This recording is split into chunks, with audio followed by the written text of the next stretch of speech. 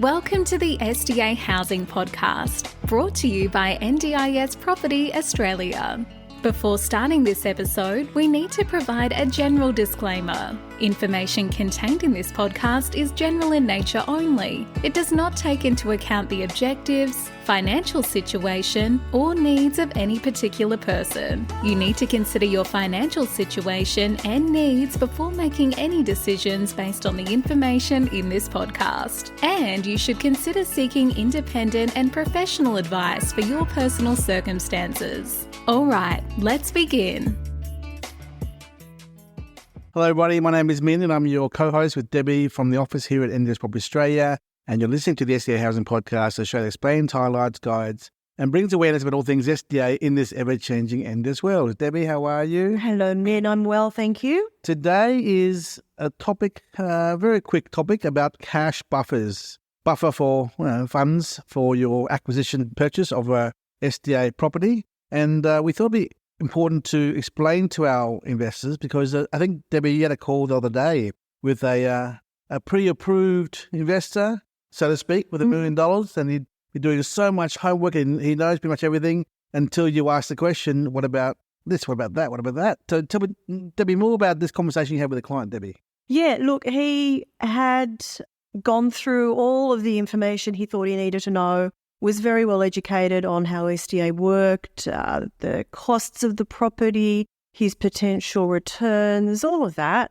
But when I said to him, look, you'll need so much for your deposit plus, talking about the buffer, the additional amounts that would be required over and above the house and land contract price, the turnkey price, before actually getting tenants in place and making a return. And it's not something he'd actually considered. I mean, yes, you're going to be looking at things like your loan repayments, holding costs, I guess. If you're a savvy investor, you would already know that. But when you're looking at an SDA property, there's a lot more in terms of upfront and running costs that you're going to be liable for. You are going to be able to make an income from this. And for those people who think 10% deposit's enough, no, it's not enough. I mean, 20% is an absolute minimum, but 30% is probably better. What is where you're going. And Debbie, let's just go through some examples of what makes the numbers total up to 30, 35%. Yeah, Please, okay. So, if you come to this thinking that 10% is going to be enough because you can borrow 90%, yes, that's literally only for the loan. But you're going to be looking at, firstly, your finance costs. So what is it going to cost you to go to a lender and get pre-approval, get the valuations? We're looking at anywhere from $6,000 to $9,000 there. Then you are looking at the stamp duty on the land, and that can range from $3,000 up to maybe $15,000 or more, depending on the price of the land and which state it's in. Then you are looking at the repayments for the construction loan during construction, which could be around about, let's say, 16, 18, 20,000. Then there's going to be other things up front, future-proofing costs. Who knows what that could be, depending on what you want to put in, but specifics such as fire sprinklers, adjustable benches, build design upgrades. So you've bought a house and land package off the plan. It's a good design, but you've decided that you want to add extras to make it a really future-proof property. So, and we always recommend doing what you can possibly afford to make it the best property you can get out there. So that could be, it could be another $5,000, $10,000. It could be another $50,000, $70,000 you spend.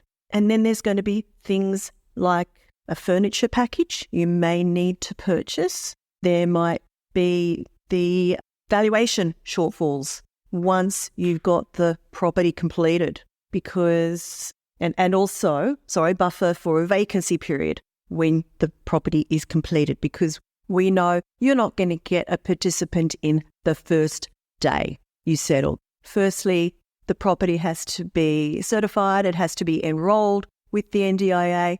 There's time for the participant to move in, minimum 3 months before you'll actually start getting an income, if not 4, 5, 6. So we say estimate having 6 months of mortgage repayments once your property has been settled.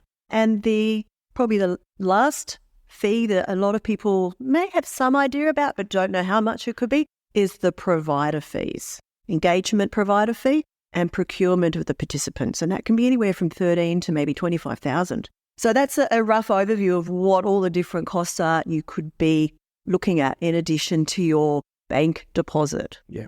I want to go through these numbers one by one. Yeah. Okay. Let's use an example, Debbie. A $9,000 purchase. Okay. So there's a 20% deposit as an average, which means there's an 80% lend. 80% on $9,000 is $720,000 loan. So that's how our numbers will work. Okay. So LMI, let's do the numbers here.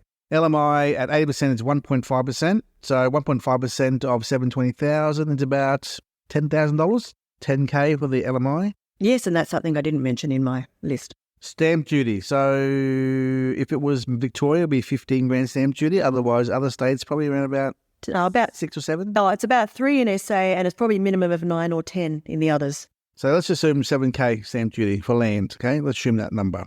Finance and purchase costs. That's about 10K, Debbie. Up to 10K, yeah. Around 10K there. Yeah, I guess if you include your legal fees. Yep, legal fees and stamped, legal fees and finance costs. Valuation fees. Yeah. Valuation about 5 grand there. Valuation shortfall. Let's assume it's a shortfall of 5%, please. 5% on 90 grand is about 45. Let's call it 30 grand round number. 30K valuation shortfall. Provider fees engagement, 5K there. And procurement of 2 participants, call it about 15 grand there. Okay. So all up $20,000 all up there. Furniture package, assume 20K there as a maybe. Fire sprinkler, that's probably another 40K. That's assuming the property doesn't already come with fire sprinklers. Yes. So I'll put a cross there. Let's put that out there for a second. Vacancy, actually no. There's the mortgage payments during construction. Mortgage payments during. So let's say the loan is 700 grand. Interest cost is 7%. 7% on 720 grand is 49. So a whole year of interest, 49, 50K. Assuming 12-month build. Okay, 12-month build, 7% on 700 grand is 49. Well, you're only paying the loan costs on the drawdown payments, so it won't be on the full amount. It will increase over the month. So it's under 50K then. Yeah. So let's say call it 40K then. Okay, 40K. There you go. So all that, and then also vacancy after construction completion. That's right. So call it again 30. So 7% interest costs. Is 49 a year. P&I for the year is going to be working out to be, call it about 5,000 a month probably on the average loan. Interest only is 5 grand alone at P&I. So call it 7 grand. Call it 6 grand round number, okay? 6 grand mortgage payments is a minimum here at 6 months. $36,000. So let me just do the numbers here. My other phone as a calculation, okay? 36 grand for the vacancy mortgage payments after completion. 40 grand payments during construction. Furniture package, 20K after completion. Provider fees and procurement fees, 20 grand after completion. Valuation shortfall is 30 grand there. Finance costs, we'll have that ready anyway. That's part of the loan facility, 10 grand there. Stamp duty, 7 grand there. And LMI, 10 grand there. So, are you ready for the bad news, Debbie? Mm-hmm. $173,000. Wow. I mean, this is probably worst case scenario. No, this is realistic. I mean, yeah, realistic, but you're hopefully not going to be spending 12 months in the build. You might in some cases. Hopefully you won't have 6 months vacancy. But you got to plan for it though, Debbie. But you've got to plan for it, absolutely. So let's say we're wrong on the valuation here. It's on the dollar. Take 30K off the 173, 143. You've got to assume 12-month build time frame. You can't assume earlier than that. The LMI doesn't change. The stamp duty doesn't change. The finance cost doesn't change. Let's say there's no furniture package. Okay, fine. Take that out. 143 minus 20 is 123. There you go. So the best case scenario here, the realistic scenario here is 123,000, but I'd say 173,000 here on top of your deposit. Which is, to be safe. Yeah, your deposit was 180. Yeah. 20% on 90 grand is 180. 180K plus your 123, best case scenario, but realistically, 173 is probably the real number. So all up is 300 grand or 350,000. There's your answer. So your buffer, your cash buffer for LMI, stamp duty, finance costs, val shortfall, legal fees are next. Let's forget about that. Provider engagement fees, provider procurement fees. I didn't even include upgrade costs and variations to add more furniture and more stuff into the house. I didn't even add that at all. I didn't even add fire sprinklers, not at all. Add furniture package there. 40 grand repayments for the year, interest only, 36 grand repayments after construction completion. That is $173,000 of cash you must have to go with your 20% deposit, which is 180 grand. So if you went 10% deposit, you need to pay more LMI, okay? Significantly more, another 2%. Yeah, so, yeah, you're coming into this and saying, look, I want to buy something that's worth $800,000. I have 10%, $80,000. No, sorry. There's absolutely no way you can even consider doing this. You really have to understand all these extra costs, what you're going to be put at on what you would on a normal property, which is things like your repayment costs, holding costs. Oh, we haven't included things like rates. There's another. Insurance. Rates and insurance. So, there's all these little costs that you would be incurring anyway on a regular property investment if you're building house and land. And there are some other significant costs that come along with it being an SDA property. So here we go.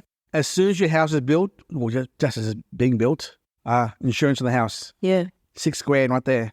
Yep. Add that to the 143, you're at 180 grand now. $180,000 cash plus your 20% deposit. Okay? So remember, if you're buying an 80 grand or 90 grand or $1 million house for SDA, it's still going to be roughly this amount, 180 grand more. So as we've said so many times before, buy good quality product, good quality areas, up-spec it, make it feel good, and make it a good product. Be aware of these extra costs, all right? Do your upgrade so you're literally your 90 grand purchase, which you're going to purchase 950 grand, 450 grand, for example. All the upgrades and variations, extra courtyard, that's another 100 grand right there, okay? Do the upgrades and spend more and be ready for these extra costs here. So all up, you're buying a $1.2 million house here, not 950 grand. When you add in all these extra costs that we've recommended, you be aware of, plus the extra changes to the house. You got to spend $1 million plus. The range now for an ideal good product in SDA around Australia is $1 to $1.3 million. That's where the range is. Not at $850 or $750 or $690. No. Because if you're buying in those areas, you're looking at a regional stock out there, okay, or a very small house. And we're coming across so many people coming to us, asking us to help them fill up their houses with our network of providers or sell their house. Because they can't get it tenanted. They can't get it tenanted. So, yeah, as we say all the time, you need to build the best property you can afford. And if you can't afford to build a property at that level, then maybe you can't do this. This, of course, doesn't apply to apartments. I mean, obviously, there are still additional costs, but you don't have the construction loans. You don't have all of that during that period of time. But you're still going to have furniture packages, provider fees, some level of upgrades and future-proofing. You're still going to have your loan costs and your finance costs and your legal costs. So even if you're looking at buying an apartment with 10%, you still need another 10, if not more. I want to make a controversial statement here, and that is all you people out there who think houses are the way to go, you could be very, very wrong, okay? And why I'm saying this is because don't bring this whole mindset of, I heard, I always knew that, I always thought that land is the value of a property and that's why you should invest in land because that's where the growth is and blah, blah, blah. But I've heard that for 30, 40 years. Well, sorry, I'm not that old, sorry. I've heard that for many, many years now, and that couldn't be further than the truth. When you're talking about SDA specifically. Okay. Well, if you love land so much, go buy a block of land in Ballarat or Bendigo and hold it there and see what happens to it. Oh, sorry. No, why is that? You have to income. Oh, income now. Okay, so exactly our point. This is an income play, not a capital growth play. Yep. Okay. Do you think participants really love living in group homes? Just think about it for a second there, please. Just for a second. Have you ever spoken to a participant before? Have you, Mr. Investor, ever met a disabled person who has said to you, I want to live in a house of 6 to 7 people? You think they actually say that? Hell no. The future of SDA are apartments. This is not coming from us, by the way. This is coming from providers, from other organisations in the space. Everyone seems to be coming to the same conclusion. And if you don't believe us, go and download the Housing Hub SDA Supply 2023, released in November. There's more than 55% or 55% of stock being built around Australia are, guess what? Surely these people, these developers, these analysts, these investors, these providers, these participants, surely they know more than us, Debbie. Surely, Debbie. They wouldn't be spending all these hundreds of millions of billions of developments, all right, if participants did not want to live in apartments. Am I right, Debbie? Absolutely. I speak for my own self. I live in apartments for the last 15 years. I love apartments. I would never live in a house. That's me. Not saying that all participants want to live in apartments, but there is a significant number who would love to live in a good inner metro area where you've got the facilities at your doorstep, transport, shopping centres. Who wouldn't? And I'm coming back to this very point, this whole topic of cash buffers, all right? If you can't afford this house for $1 million to 1.2 million, and you don't have 180 grand on the side as a buffer, well, don't buy the house. Buy instead, Debbie, what should you buy? Oh, an apartment, Min. An apartment, which only requires 10 to 20% deposit, and no upgrades, and no holding costs, and no hardly hidden costs. Think about the participant. Maybe they want to live in an apartment, okay? So I know we're going off track here. It goes back to one thing, cash buffers. There are no concerns about cash buffers for apartments. Maybe shortfall valuation and the stamp duty. And the provider fees. Yes, that's it. But there's just so many other fees. In a house and land purchase. Yeah. So be very careful, okay? And you know what? What I'm finding, Debbie, a lot of providers, they have no idea about, okay, let me rephrase this. There's in Sydney, as an example, I had a client of mine, Tony, he's probably listened to this podcast too, by the way. He rang 15 providers in Sydney to ask guidance and help and clarity on the demand of apartments in a certain area in Sydney. And they all said no to him. No, we don't do apartments. We don't believe in apartments. No, we can't service apartments. All the excuses in the sun, right? Because they're not set up to operate in that model, Debbie. They want group homes so they can function 3, 4, 5 in a house and maximize the return and their income and the business income. And lastly, they're too lazy to find participants, okay? If you think an SDA provider is the be-all and end-all, the golden goose, ladies and gentlemen, the SDA provider are not the golden goose. You know what the golden goose is, Debbie? The golden goose that lays the eggs? No. The participants are the eggs, right? The golden goose. I'm doing an analogy here. The source, the golden goose that lays the eggs. The eggs are the participants who go into the houses. Who's the golden goose here? The hospital. Good point. Yes. Care hospitals. Yes. YIPRAC. Yep. So, YIPRAC is the scheme, Young People in Residential Aged Care. And that's been running for a few years now to get these people out of aged care into SDA homes, getting people out of hospitals who are taking up a hospital bed because they've got nowhere else to go into SDA homes. There's a lot of them out there. So if you thought the SDA provider was the be-all and end-all, no, you're totally wrong, okay? The SDA provider feeds you the participant to your house, yes? But guess who feeds the participant? The SDA provider, the SIL provider. But guess who feeds the SIL provider? The support coordinator. Guess who feeds the support coordinator? The hospitals. And the aged care. Yes.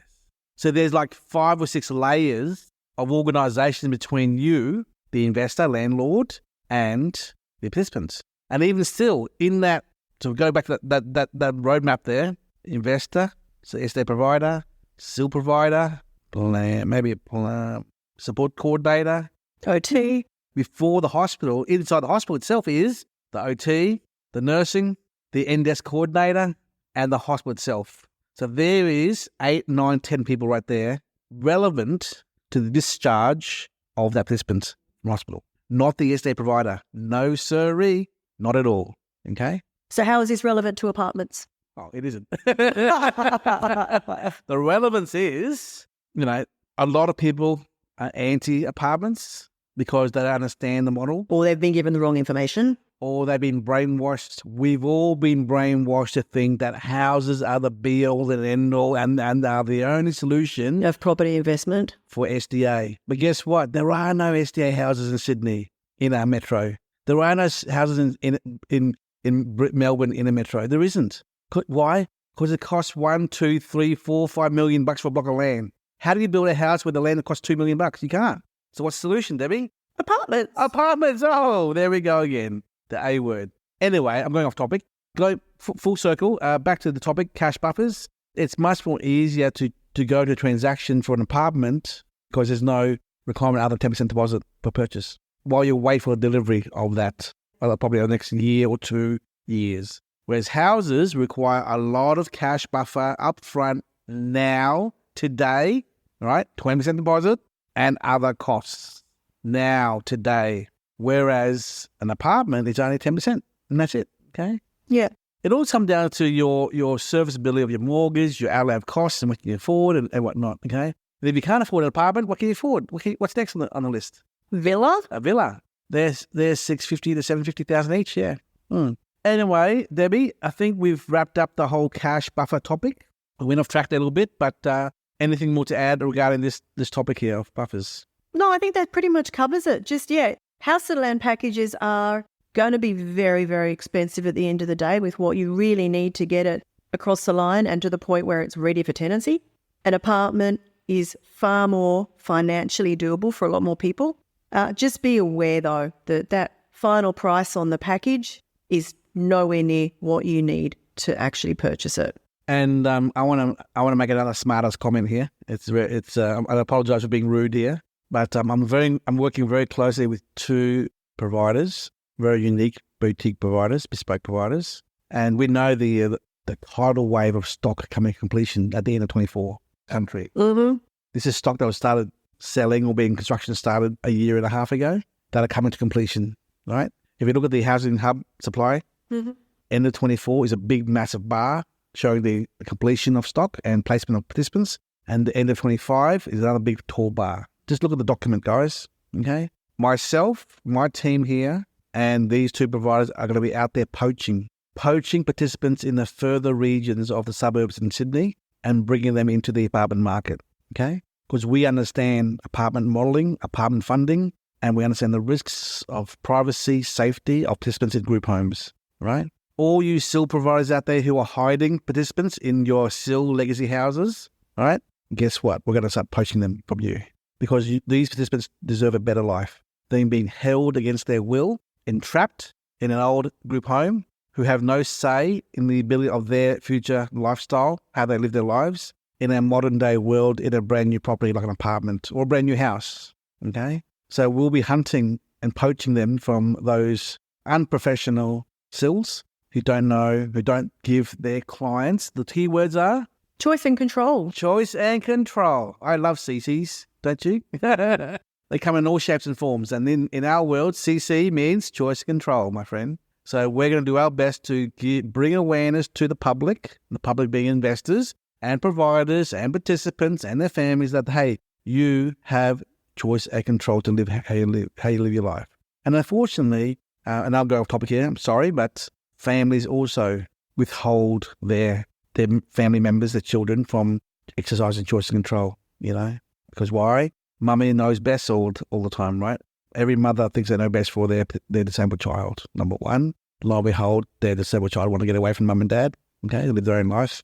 Not hate them, they just want to live their own life. I mean, I wanted to move out of home at 21 years old myself. I didn't want to live with my mum and dad forever. And I'm sure everyone else feels the same way. They also feel the same way, participants, okay? And that's just life, I guess. But so when you think about your investment in SDA, think about the cash buffer required to execute your transaction properly, but also think about participants and their needs, okay? And the point is, don't always think that house is the way to go, because it normally doesn't have to be, okay? We get so many calls every day to our office here in Brisbane. My house is empty. Can you help me? Can you help me fill it up? No, we can't. My house is empty. Can you help me sell it? Maybe, okay? There are a lot of investors crying poor and crying foul over how they were tricked, or not tricked, but, duped into buying an awesome investment. That was a bad design in a bad area. Yeah, bad design in a bad area, and there's no participants for them, okay? Because at the end of the day, the participants choose where they want to live. And this is something you've also got to remember. So spend the $1.2 million, make sure you've got your buffer for a house of land in the locations that they do want to live, or get an apartment. Exactly. Okay. Yeah. Debbie, I think that's our session for today. Yep. I think that wraps it up. Cool. Bye-bye, everyone. Bye. We hope you enjoyed this episode. Please make sure you are subscribed and following us so you can keep in the loop with all of our upcoming episodes. We would really appreciate it if you could leave us a 5-star rating, a written review, and to share this podcast with those that could benefit. Until next time, catch you on the next episode.